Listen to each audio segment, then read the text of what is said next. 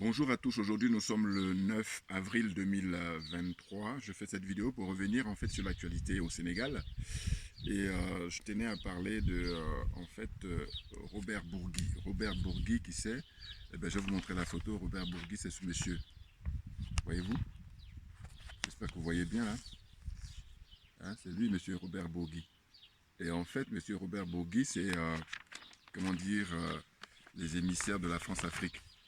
Hein, ce monsieur, à l'époque, il appelait Omar Bongo son papa. Hein, il appelait Bongo son père. Voilà. Bongo était son père. Voilà.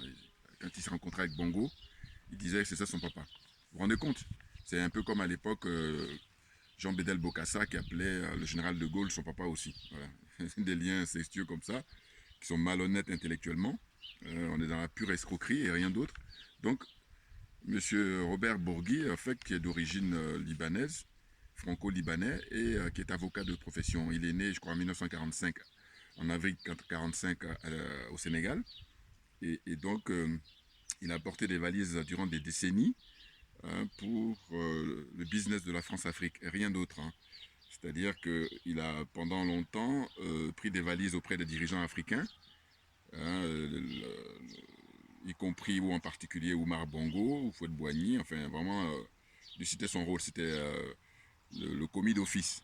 Il prenait donc les valises d'argent et puis il venait ici donner aux hommes et femmes politiques français. Et pourquoi je parle de lui aujourd'hui, c'est que récemment, il a été interviewé sur la situation au Sénégal et puis il est venu s'offusquer sur le fait que le 31 mars dernier, je crois, M. Macron a envoyé l'une de ses conseillères pour rencontrer M. Ousmane Sonko. Voilà. Donc, ça a indigné M. Robert Bourgui, et c'est ainsi qu'il a tenu à le dire. Mais en fait, moi, ce que je crois, tout simplement, c'est que M. Bourgui, Robert Bourgui, il est simplement frustré parce qu'il aurait souhaité que ce soit lui-même qui soit envoyé par Emmanuel Macron, parce que ça fait longtemps qu'ils l'ont mis de côté. Voyez-vous? Et il a travaillé jusqu'à l'époque de Nicolas Sarkozy. Et puis là, visiblement, depuis la venue au pouvoir de M. Macron, eh ben, ils l'ont mis de côté. Donc c'est ça qui le frustre, parce qu'en réalité, il fait croire qu'il est un grand partisan de Macky Sall, mais en réalité, si Macron l'avait interpellé ou Macron l'avait sollicité pour qu'il aille faire office, en tout cas jouer l'intermédiaire, eh ben, il aurait fait avec plaisir, comme il a pour habitude. Voyez-vous? Donc on nous dit quoi? On nous dit pour mémoire, le journal Le Monde révélait le 31 mars dernier que le numéro 2 de la cellule de l'Afrique, l'Élysée, Nadège Chouard, elle s'appelle. Voilà. Nadège Chouard, c'est la conseillère d'Emmanuel Macron pour l'Afrique. Hein. Donc, avait profité d'une mission à Dakar pour rencontrer Ousmane Sonko. Voilà, voyez-vous. Donc, les confrères du Monde ont précisé, hein, que la discussion a duré près de 2 heures, et durant laquelle le leader du PASTEF a dénoncé les relations asymétriques entre la France et le Sénégal. Robert Bourgui, donc lui, il accuse Sonko. Voilà, qu'est-ce qu'il dit? Il dit que Sonko, il n'est pas à la hauteur et que Sonko n'a pas été ministre. Vous vous rendez compte, hein, regardez les arguments qu'il avance. Il dit qu'étant donné que Ousmane Sonko n'a pas été ministre, Ousmane Sonko n'a pas été conseiller à la présidence, donc il n'a pas l'expérience. Alors que Sonko, il faut rappeler qu'il a été déjà député, hein, et maintenant il est maire de Ziguinchor à la Casamance. Voyez-vous? Et dire qu'il n'a pas d'expérience, c'est faire preuve de démagogie et de déni et d'escroquerie morale, voilà. Mais bon, il le dit parce qu'il est dans son rôle de porteur de valise. Et puis, pendant ce temps-là, il va espérer gratter des billets avec Macky Sall. En tout cas, lui, il vient en renfort pour soutenir Macky Sall dans son troisième mandat. Parce que moi, j'ai suivi son interview là qu'il a donné. Et en gros, il dit que il reconnaît que Sonko a du talent, en fait, au sens d'être un bon orateur, mais que pour l'instant, il estime qu'il n'a pas l'expérience. Vous vous rendez compte? Et dans cette interview-là, qu'est-ce qu'il tient à dire? Il tient à faire une confidence aux journalistes en disant que Macky Sall lui aurait dit qu'il avait refusé de donner de l'argent à Valérie Pécresse. Parce que Pécresse, Madame Pécresse, qui c'est? Valérie Pécresse, c'est la présidente de région Île-de-France. Hein. Île-de-France, donc on est en France là, et c'est la plus grosse, enfin la région la plus importante en matière budgétaire, hein, qui est la plus, comment dire, fournie au niveau démographique et au niveau budgétaire. Donc Madame Valérie Pécresse, c'est simplement l'ancienne ministre de Nicolas Sarkozy, Elle s'était présentée à l'élection présidentielle, rappelez-vous, en 2022 là, et donc durant la campagne, elle est venue au Sénégal pour solliciter elle aussi sa valise d'argent pour battre sa campagne. Et M. Bourgui dit que Macky Sall a refusé. Bon, mais ce qui est fou, c'est que euh, M. Bourgui, ce qu'il ne dit pas ou il ne dit pas tout, c'est qu'il y a l'histoire de Marine Le Pen aussi qui est venue récemment pour sa valise. Là, il ne le dit pas. Voyez-vous, Marine Le Pen, elle a pris 12 millions, 12 millions d'euros, je crois, tranquillement. Silence radio de sa part à elle, et puis de la part de Macky Sall, alors qu'on sait très bien que c'est une pratique de la France-Afrique qui existe depuis des décennies. Vous voyez? Donc Bourgui, qu'est-ce qu'il dit? Quand il est interpellé sur la question, lors de l'entretien avec le journal L'Observateur, il dit euh, que voilà enfin qu'au milieu des graves crises sociales qui secouent la France, il dit que Macron décide de s'immiscer dans les affaires intérieures d'un État souverain. En parlant du Sénégal, tu parles. Le Sénégal connaît en effet une situation de crise dont le moteur est le leader de l'opposition. Voilà. Donc lui, il accuse Ousmane Sonko d'être responsable de tout ce qui se passe au Sénégal. Donc il est sujet de nouveaux problèmes judiciaires, d'ordre politique et personnel. Voilà. Donc il lui dit ça, il dit que c'est Sonko qui est responsable. Il ne dit pas à aucun moment que c'est Macky Sall et la France, hein, et que Macky Sall, le fait qu'il ne veuille pas dire officiellement qu'il n'est pas candidat pour un troisième mandat, ça aurait calmé les choses. Eh bien non, il n'est pas responsable, c'est Ousmane Sonko qui est responsable. N'importe quoi. Et donc il dit, M. Bourgui, il poursuit, il dit au nom de quoi une sérieuse et gravissime question se pose depuis quelques jours. On a appris que le président français a envoyé une proche collaboratrice, voilà ce que j'ai dit tout à l'heure, rencontrer M. Sonko à Dakar. Au nom de quoi le président Macron le fait-il? Voilà, lui, et donc en gros, il a fait aussi une comparaison d'ici, par exemple, est-ce que Macron serait content si un des candidats là-bas au Sénégal envoyait, quand lui il a des problèmes avec les gilets jaunes ou avec les manifestants, les syndicalistes là pour les retraites en France, est-ce que M. Macron serait content? Il fait la comparaison. Donc il dit, M. Bourgui, que c'est une atteinte grave à la souveraineté de l'État sénégalais. Tu parles, depuis quand l'État sénégalais est souverain? Qu'est-ce que c'est que la souveraineté? Alors que des gens comme vous, hein, veniez mettre votre grain de sel. Au nom de quoi? En quel titre, M. Bourgui? En quel titre, M. Bourgui se mêle des affaires du Sénégal? Alors, il dira toujours qu'il est ami à Macky Sall. Oui, c'est ça. Il est ami avec tous les chefs d'État africains. Et puis, je vous dis, si Macron l'appelle là pour lui demander d'aller jouer l'intermédiaire ou d'aller jouer, comment dire ça, les personnes qui vont rassurer tout le monde, il le ferait. Voilà. Mais au passage, il va gratter son billet. Hein. Donc il dit, que dirait le président Macron s'il apprenait que les émissaires du président Macky Sall, au pied fort des émeutes, avaient rencontré sur le sol français des leaders des Gilets jaunes ou des chefs des syndicats opposés au régime de retraite voulu par le président français. Voilà, c'est ce que j'ai dit tout à l'heure. Alors là, il termine. Il dit qu'il estime que le président Macron oublie bien vite que c'est à la demande de Ousmane Sonko que des jeunes partisans de son mouvement ont pillé, brûlé et vandalisé les biens et les intérêts français en mars 2021. Vous vous rendez compte? Monsieur Robert Bourgui, hein, donc accuse, mais vraiment directement, Ousmane Sonko d'être responsable de tout ce qui se passe là-bas au niveau des manifestations. Et à un moment donné, il y a le journaliste qui lui dit, mais dites-moi, Ousmane Sonko, c'est quelqu'un qui est populaire. Ousmane Sonko, c'est quelqu'un qui est aimé du peuple. Et là, il dit oui, mais Macky Sall aussi, oui. Mais si Macky Sall était aimé du peuple, il n'a pas besoin de sortir ses sbires, il n'a pas besoin de sortir ses agents de sécurité. Hein, il a juste à faire preuve de transparence, d'abord à respecter la constitution sénégalaise, et puis à s'en aller tranquillement à la retraite. Mais c'est Macky Sall qui est plutôt le responsable, et la France avec lui, de tout ce qui se passe au Sénégal et tout ce qui va se passer au Sénégal, très clairement. Donc il termine en disant que Macky Sall est un partenaire loyal. Écoutez bien, hein, là je répète, hein, d'après M. Robert Bourgui, il dit que Macky Sall est un partenaire loyal et un ami de la France, comme il le considère, comme considère le président français, hein, comme son, là, il considère le président français, donc il dit que Macky Sall considère Macron comme son ami, voilà. Alors qu'il dit que j'ai fait une confidence au début de l'année 2022, voilà. Le président Macky Sall a été saisi d'une demande de Valérie Pécresse, candidate à la républicaine, enfin candidat des Républicains, à venir au Sénégal, à le rencontrer et à rencontrer la population française. Le président Macky Sall a rejeté cette demande car, m'a-t-il dit, je n'ai pas à m'immiscer dans les affaires de la France, surtout en période électorale, et de plus, ce serait inamical vis-à-vis d'Emmanuel Macron, que j'apprécie beaucoup et que j'affectionne. Je n'ai pu que féliciter Macky Sall pour sa loyauté. Voilà, en gros, si vous voulez, moi, ce monsieur-là, Robert Bourgui. Je vais vous montrer encore à nouveau la photo pour que vous voyez qui c'est. D'ailleurs, ceux qui sont pressés, vous allez taper sur Internet Robert Bourgui et vous allez voir, si vous allez sur Images, vous allez voir sa photo, ou alors même sur YouTube, vous tapez Robert Bourgui et vous allez voir qui c'est. Voilà.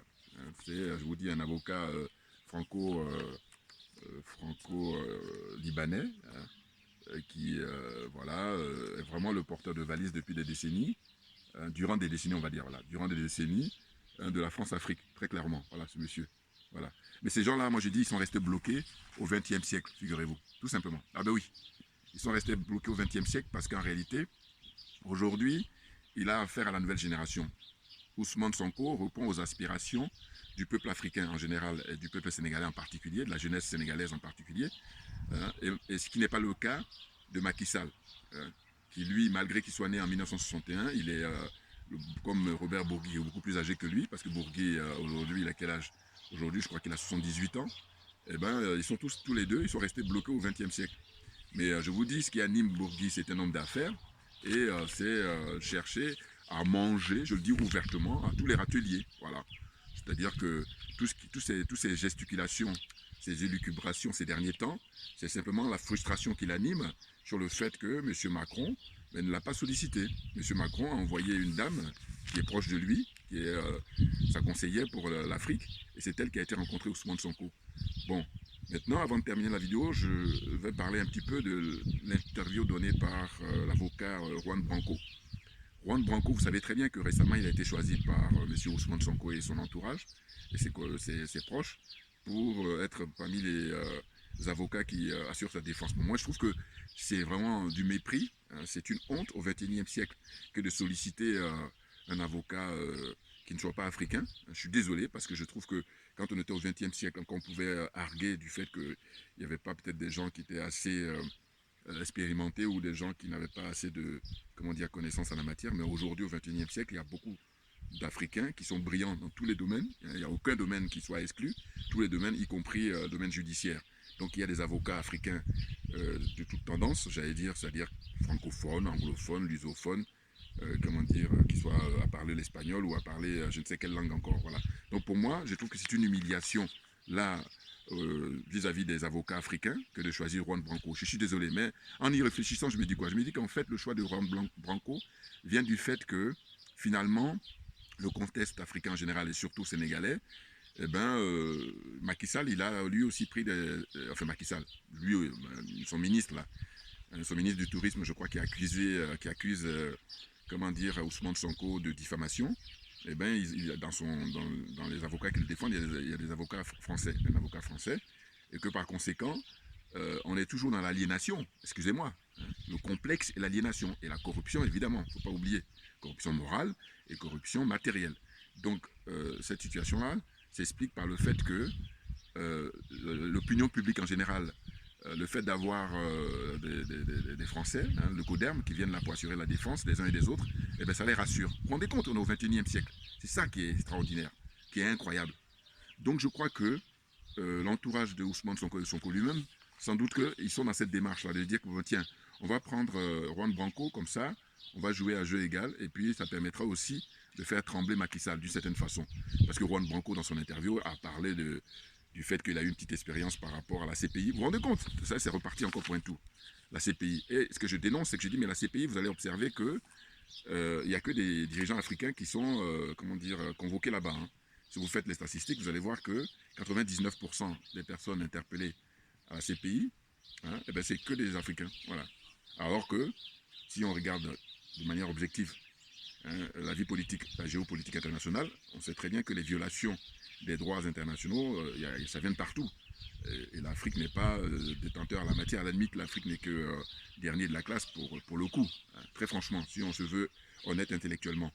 Voyez-vous, donc je crois qu'en y réfléchissant, la démarche de Ousmane Sonko et son entourage, le choix de Juan Branco, ce serait plutôt dans ce sens-là.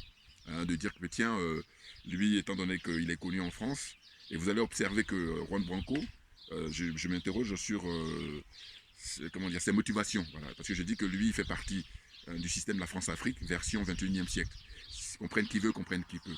Parce que quand on l'écoute dans les interviews, on va voir qu'effectivement, il fait preuve d'une certaine liberté, mais tout est relatif. Parce qu'aujourd'hui, évidemment, il est obligé de tenir ce langage-là pour que la jeunesse africaine puisse succomber à ses, comment dire ça, à ses explications ou à ses arguments. Alors que moi, non.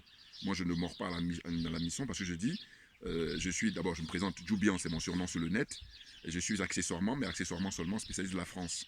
Et à ce titre-là, vous pensez bien que j'ai compris beaucoup de choses. Et je dis qu'en fait, vous allez observer que Ousmane Sonko, il n'est pas ostracisé ici.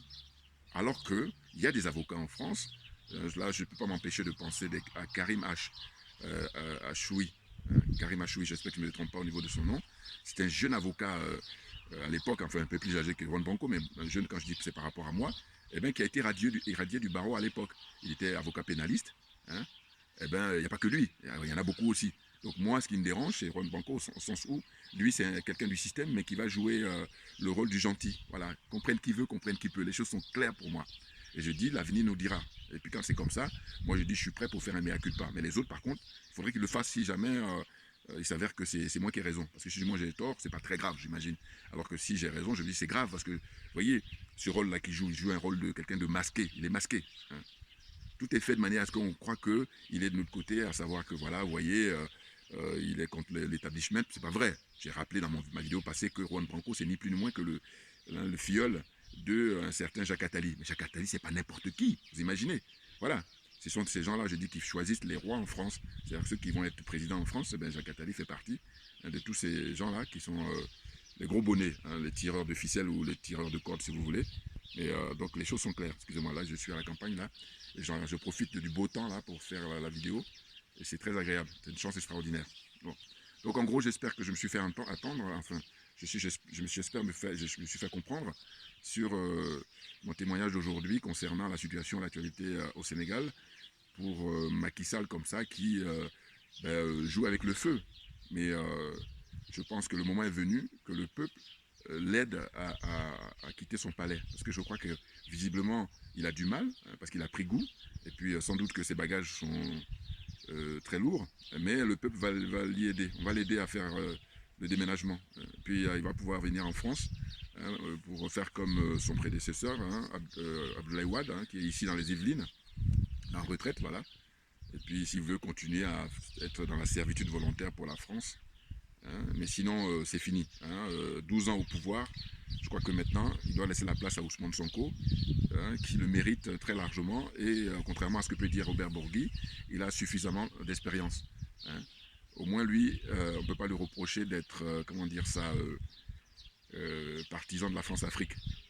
Puis d'ailleurs on verra bien, parce qu'au fond, moi j'ai dit ce qui est gênant, c'est qu'il y a certains qui vont dire oui, il est financé par les Américains, il est financé par je ne sais qui encore, mais j'ai dit mais qu'est-ce que vous voulez au final? Vous voulez le statu quo? C'est-à-dire que Macky Sall continue? Parce que c'est d'une chose l'une, hein. C'est soit c'est Sonko, ou soit c'est Macky Sall, ou quelqu'un qui est dans la même acabit que Macky Sall. C'est-à-dire que les adeptes, les partisans de la France-Afrique. Or, il est tout à fait normal qu'il y ait l'alternance pour que le peuple soit souverain, que le peuple puisse apprécier si Sonko est honnête ou pas. Voilà. Mais encore faut-il qu'on lui donne sa chance et on verra bien. Voilà. Parce que Macky Sall, il a montré ses limites, on a vu. Hein. Le gaz et le pétrole qui appartient à la population sénégalaise, lui, il va signer les yeux fermés, les oreilles fermées, pour que les sociétés étrangères, hein, y compris la France, ben, ils puissent prendre tout ce qu'ils veulben, voilà. Le débat est là-dessus, et on lâche rien, comme j'ai pour habitude de dire, parce que c'est nous qui avons raison. Merci beaucoup pour votre attention, et puis à très bientôt, et ben, on lâche rien, tout simplement. Merci bien.